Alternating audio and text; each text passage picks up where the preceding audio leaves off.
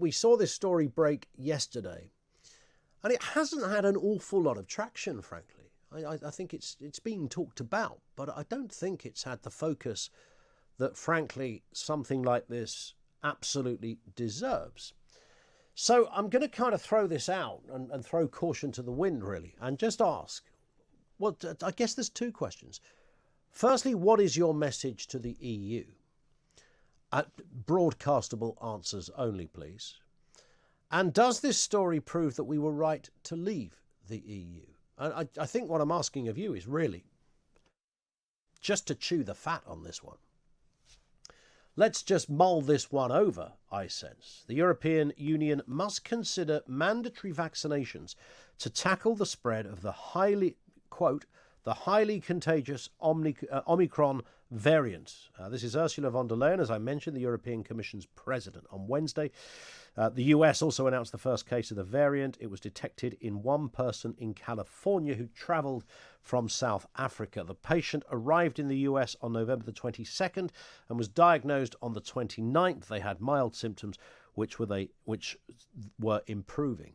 So we constantly keep hearing this, mild symptoms that are improving. If you talk to anybody in South Africa, from doctors to leaders, they will tell you the same story, that they're not seeing hospitals overrun. They're certainly not seeing more people die.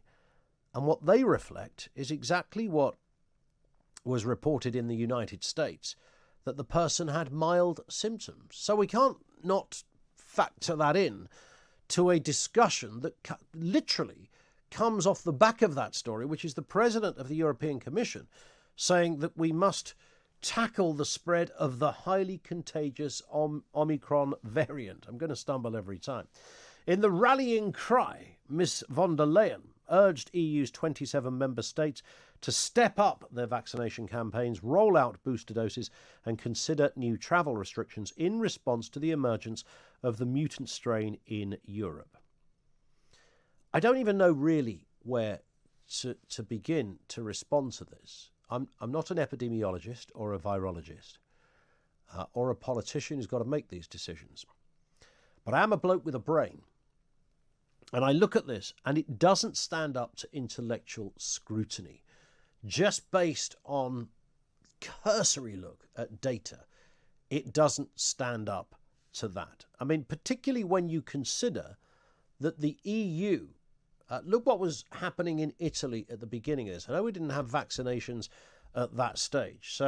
But since that happened and since vaccinations, we've had an explosion of COVID cases around the EU.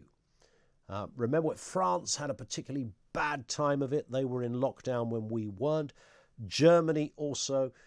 Look at Portugal and Spain really took a hit on that.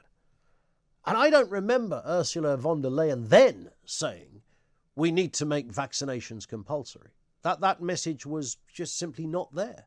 I don't remember any other leader saying it either.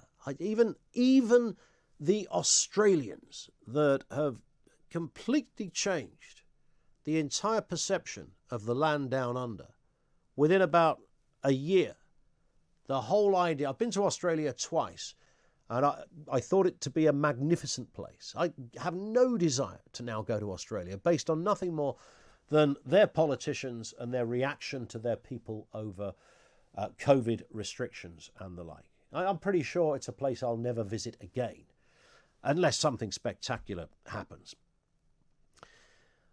But we never had anybody, I don't remember anybody this time last year saying I'm talking about leaders here. So Scott Morrison, who's the Prime Minister of Australia, the various state medical officers, Ursula von der Leyen, the leaders of Austria.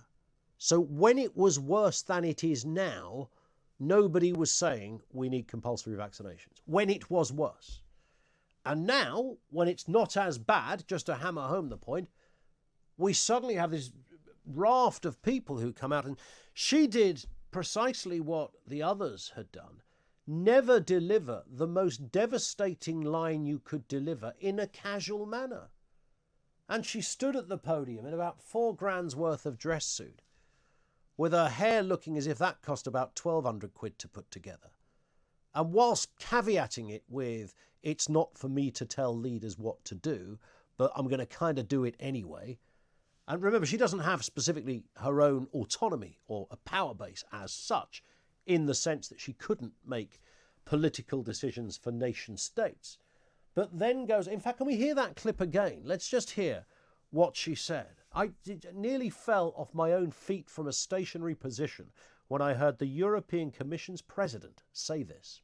It is understandable and appropriate to lead this discussion now, how we can encourage and potentially think about mandatory vaccination. This needs a common approach, but it is a discussion that I think has to be led. Don't say that in a casual manner. Don't say something as big and as game-changing and as unprecedented as compulsory vaccinations for the human race, while standing in a nice warm room against a podium and attempting to distance yourself from any personal, well, not necessarily my own view, but maybe we need to come off it, Ursula. 2 questions. What is your message to the EU? 0344 499 1000. And does this story prove we were right to leave the EU? Because you know the spanner in the works here is, even if we don't go there with mandatory anything or passports, and I don't suppose we will, it's going to be of little use if every other place on the planet has it. You won't be able to go anywhere.